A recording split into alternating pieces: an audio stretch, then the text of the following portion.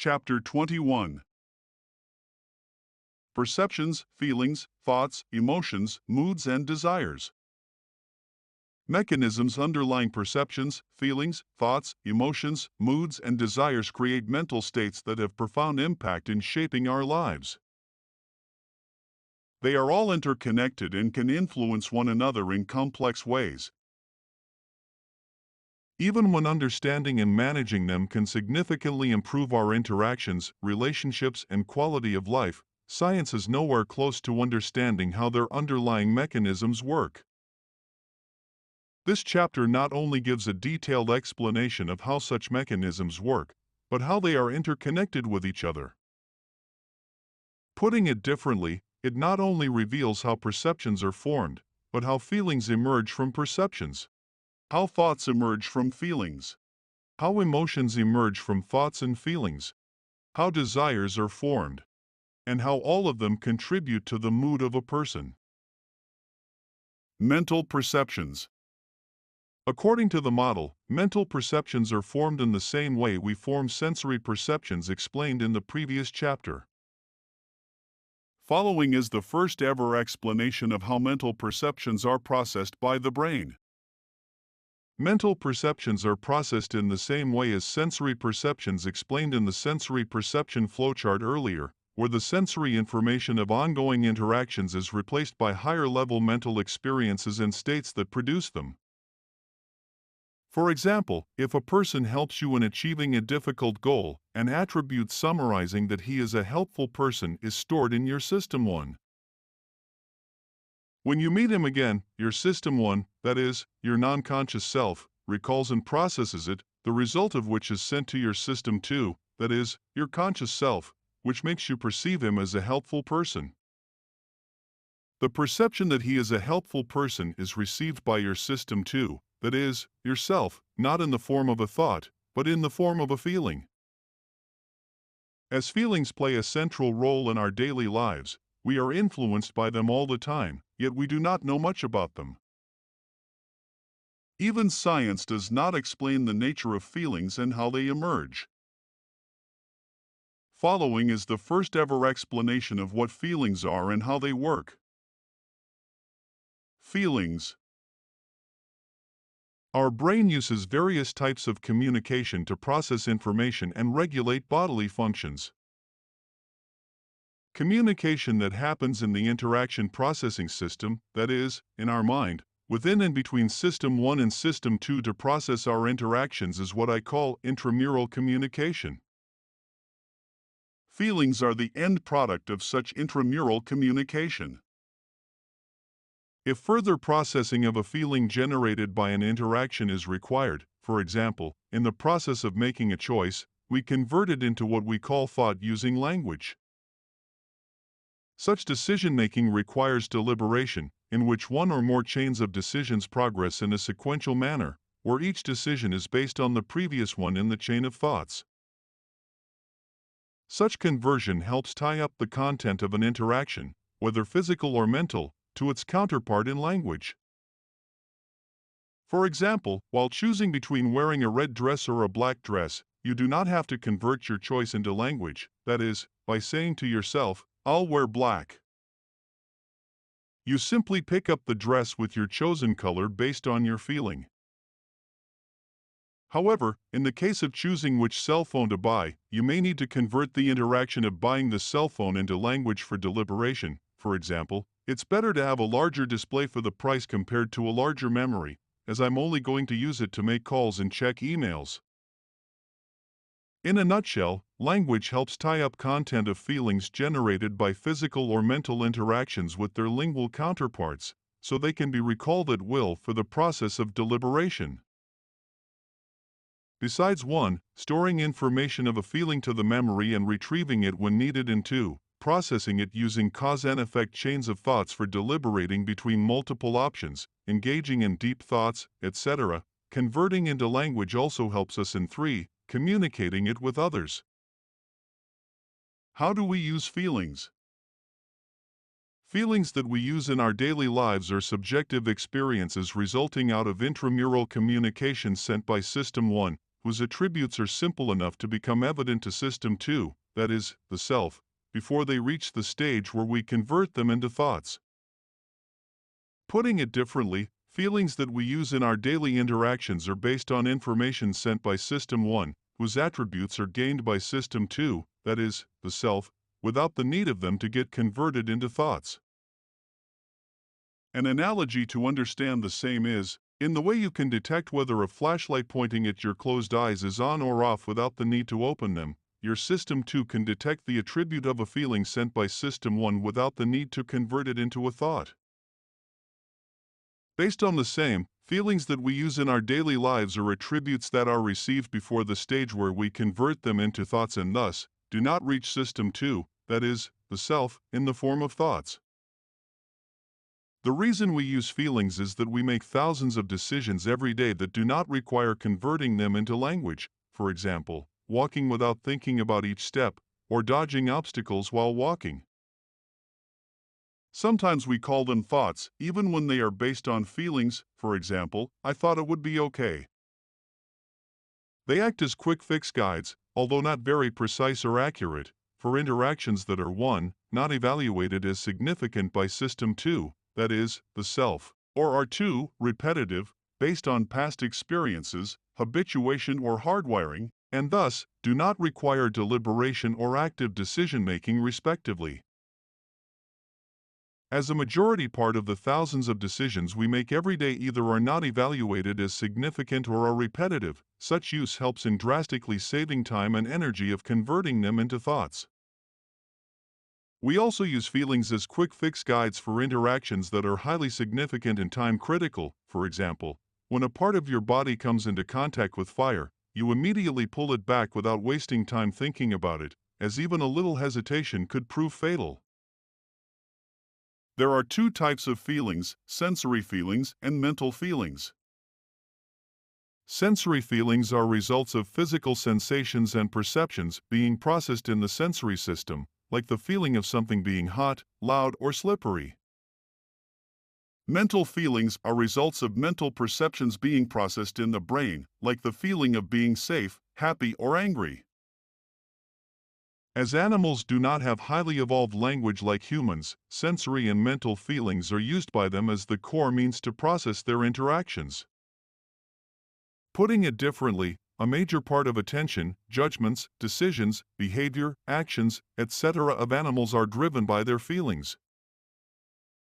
Without language, the inability to convert feelings into language for the purpose of deliberation is the core reason why intelligence of animals, even those that share a high percentage of their DNA with humans, is nowhere close to human intelligence. That makes language the core factor behind the intelligence of mankind. As sensory feelings are a result of processing sensations and perceptions resulting out of physical interactions, one can deal with them by modifying how one interacts physically.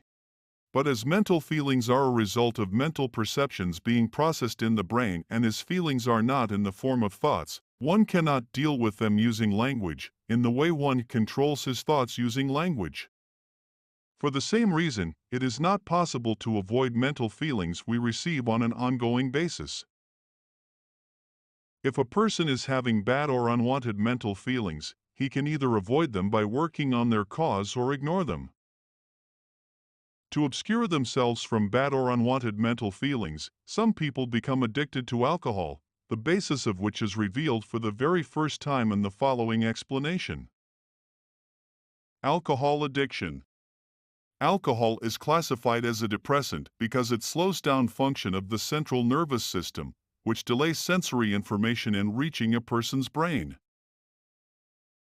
As evident in the previous chapter, sensory information is at the core of mental life, which plays a highly significant role in reaching goals of the brain.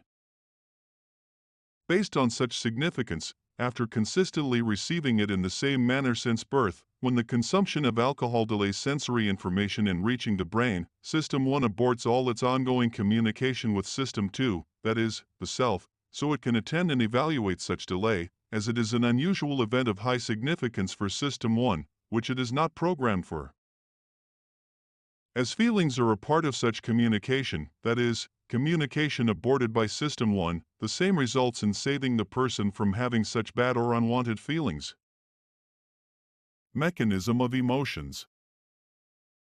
As our lives are constantly influenced by emotions, we deal with them all the time. Not knowing what they are and how they work makes it difficult for us to control our interactions, which shape our lives. Even science does not explain how the mechanism of emotions works. Reacting to an emotion without understanding its purpose is as unintelligent as the horse who starts running on being kicked. According to the DOS model, emotions are designed to help you optimize your interactions on an ongoing basis by the process of natural selection.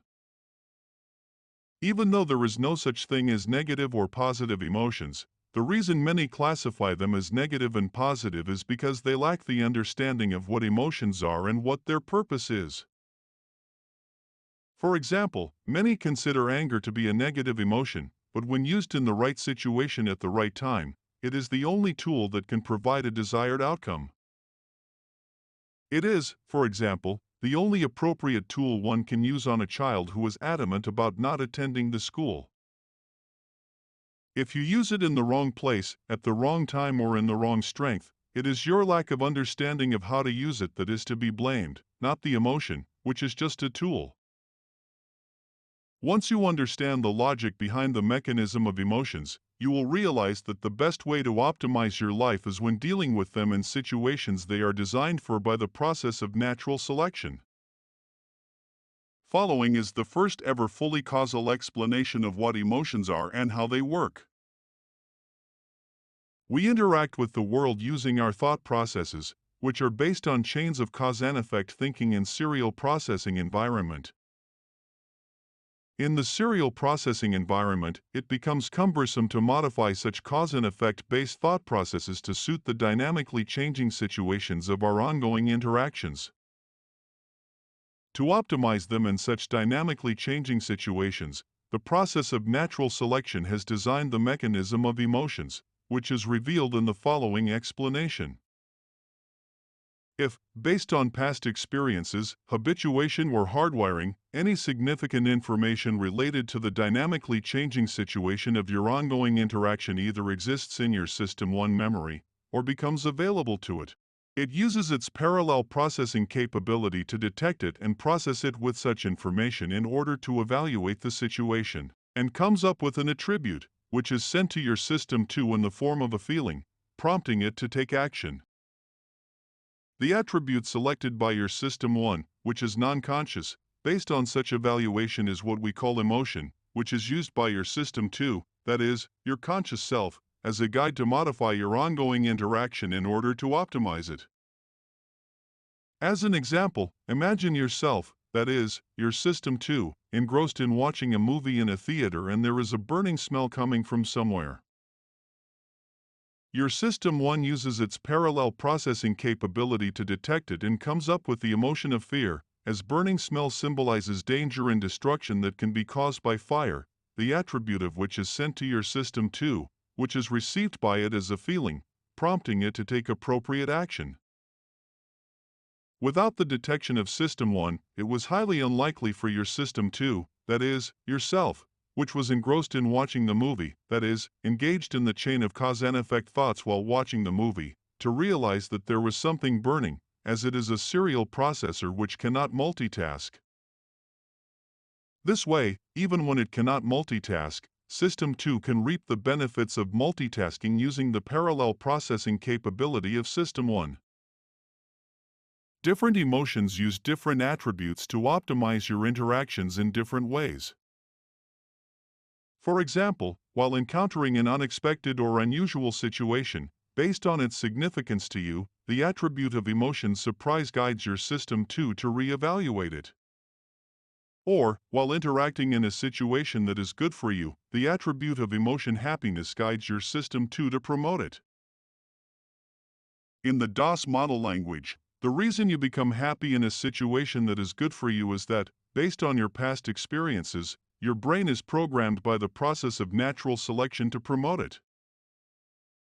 However, how each emotion influences your thoughts and actions is not fixed, but is based on multiple factors like your understanding of various situations, your beliefs about them, your confidence levels, etc. For example, depending on the person or situation, the emotion of fear may guide his system 2 to either identify its source, look for solutions, reach out for support, some of them or all of them. System 1 also 1 makes behavioral, physiological or other changes that are required to optimize the situation, and 2, if found socially beneficial by the optimizing aspect of natural selection, makes others aware, often habitually, of the attribute of emotion that is applied through expressions and gestures. Such attributes are the basis of expressions and gestures used in emoticons. If, in a particular situation, System 2, that is, yourself, finds it detrimental to make others aware of your emotion by making such expressions and gestures, it guides your System 1 to refrain from expressing them. However, System 1 can override such guidance 1 when the situation is intense, or 2 when System 2 is weak, which is when a person finds it difficult to hide his emotions due to lack of System 2 control, that is, self-control. As emotions use feelings as a vehicle to reach System 2, that is, the self, they are also not in the form of thoughts, but once they are created by System 1, they can be converted into thoughts using language. That reveals the crucial difference between feelings and emotions, which are often used interchangeably by many. As they are generated by the non-conscious System 1, science is unable to decode how emotions are generated, even when they play a central role in lives of each and every one of the 7.9 billion people living in the world today. Motorcycle analogy for emotions. To benefit from your emotions in an optimized manner, it is essential to first understand how the mechanism of emotions works, which is simplified in the following motorcycle analogy. In the way a motorcycle is propelled by its rear wheel, our interactions are propelled by thoughts running in our system too. In the way rear wheel rotates in a fixed position and thus cannot steer the motorcycle into a different direction. Our system too cannot steer our interactions driven by the serial processing of cause and effect chains of our thoughts into a different direction. In the way front wheel of the motorcycle helps us steer it using the handlebar to stay on the dynamically changing directions of a road, our emotions help us steer our thoughts using parallel processing capability of System 1 to stay on the road, which is the path defined by the dynamically changing situations of our ongoing interactions. In a nutshell, emotion is the corrective motion we make to maintain our position in the center of the path of our dynamically changing situations. With emotions steering our lives this way, the more we manage to stay in the center of the road, the happier we are and vice versa, which is the first ever fully causal scientific explanation of what happiness is. It also confirms the widely popular quote, "Happiness is a journey, not a destination." In the DOS model language, happiness is a journey towards the center of our dynamically changing path, which represents our dynamically changing situations, and not a destination, which implies a fixed position. What are moods? Science finds it difficult to clearly explain what moods are because of their complexity, subjective nature, and intricate interactions between psychological and environmental factors. All science knows is that moods are prolonged emotional states that influence how we feel, think, and behave and can last for hours, days, or weeks. Following is the first ever fully causal scientific explanation of what moods are and how they work. Continuing with the motorcycle analogy of emotions, moods are defined by two dimensions: your position on the path defined by the dynamically changing situations of your ongoing interactions and your strength to be in that position. Position and strength. With continuously changing situations of your ongoing interactions, your mood is based on your evaluation of your current distance resulting out of such interactions from the center of the path. The closer it is to the center of the path, the happier your mood is. The farther it is from the center of the path, the sadder your mood is. The strength of your mood is based on your strength to be in such position. The same translates to the higher the strength of your happy mood, the higher strength it needs for it to change into sad mood and vice versa. What are desires? Like emotions and moods, desires are also complex, subjective, and context-based. Without the understanding of mechanism that drive them, it is difficult for science to explain what they are. Following explanation reveals what they are and how they work based on what I call formula of desire revealed by the model. According to the model, the mechanism of desire makes sure our physical and mental needs are fulfilled based on their significance to us. For example, electricity is important for our daily lives, but as it is always available, we do not pay much attention to it. However, in the event of a power outage, we quickly realize our dependence on it and strongly desire for its immediate restoration. Following is the first ever explanation of the mechanism of desire. Desire of something can be derived by comparing its relation to the availability and the importance of that thing. Let's take desire as the force of effort to be made, availability as a real-world variable, and importance as the effort required based on its significance. Based on the same, following is the formula of desire. High importance, with low availability, results into high desire. For example, if the importance of something is high, but its availability is low, the desire for it becomes high. Which translates to, as money is important for living a luxurious life, and as I don't have it, its availability to me is low, and therefore, my desire for it is high. The model reveals various other formulas to make it easy for you to understand how desire, importance, and availability interact with each other to shape your subjective experiences and mental states, translations of which match your real-life situations, as follows. 1. High importance, with high availability, results into low desire. For example, if both the importance and the availability of something are high, the desire for it becomes low. Which translates to, even when the importance of water is high for my survival, its availability is high and thus, my desire for it is low. However, in a desert scenario, even when the importance of water remains the same for me, its availability becomes low and thus, my desire for it becomes high. This example demonstrates the mathematically extrapolative nature of such formulas. 2. High desire, with low availability, results into high importance. For example, if the desire of something is high, but its availability is low, its importance becomes high. Which translates to, as my desire to buy the limited edition pen is high, but its availability is low, the importance for me to buy it becomes high. 3. High availability, with low desire, results into low importance. For example, if the availability of something is high, but the desire for it is low, its importance becomes low. Which translates to, even when the availability of books is high in the library, my desire for reading books is low and thus, it is not important for me to go there. Although we typically treat it as a real-world variable, if you manipulate the availability of something, which, in the forthcoming example, is by repeating it or forcing it on someone, the desire formula can result in opposite consequences, that is, into negative desire, as follows. 4. Low importance, with high availability, results into low desire.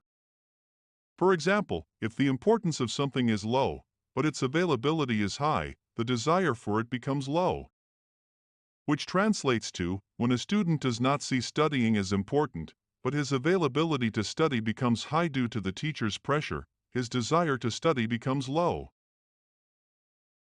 The more the availability, the less his desire. With enough pressure from the teacher, his desire to study can decline to such levels, that is, into negative desire, that he may not study in the future, even if he comes to recognize the importance of studying.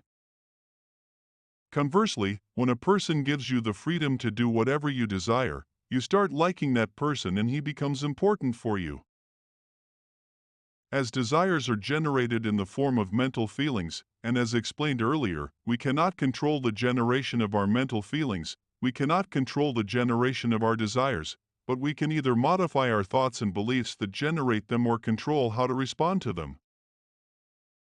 Using desire as a tool. Wearing clothes has been an essential aspect of our lives, which serves multiple purposes.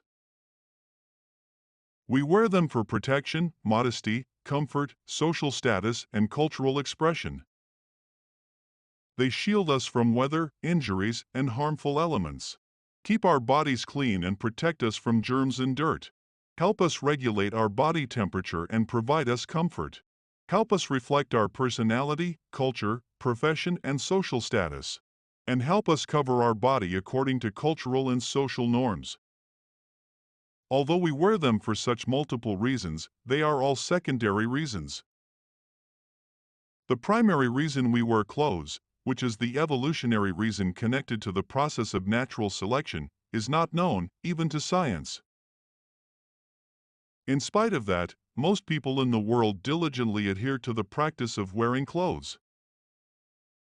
In fact, we have taken the practice of wearing clothes so seriously that we have the word nudity for being without clothes, but not a single word for the state of being clothed. Following is the first ever explanation that reveals the core reason why we wear clothes. As mentioned in the beginning of this course, survival and reproduction are the core goals of the process of natural selection. Both are equally important for the evolutionary process. Until now, you have learned how the evolutionary process takes care of the goal of survival in many different ways, but not the goal of reproduction. The model reveals how the process of natural selection uses desire as a tool to aid the evolutionary goal of reproduction. Based on the formula, desire is equal to importance divided by availability. When the availability of something important is low, the desire for it becomes high. According to the model, the core reason why we wear clothes is to cover parts of our body that are considered private, which is important for the goal of reproduction.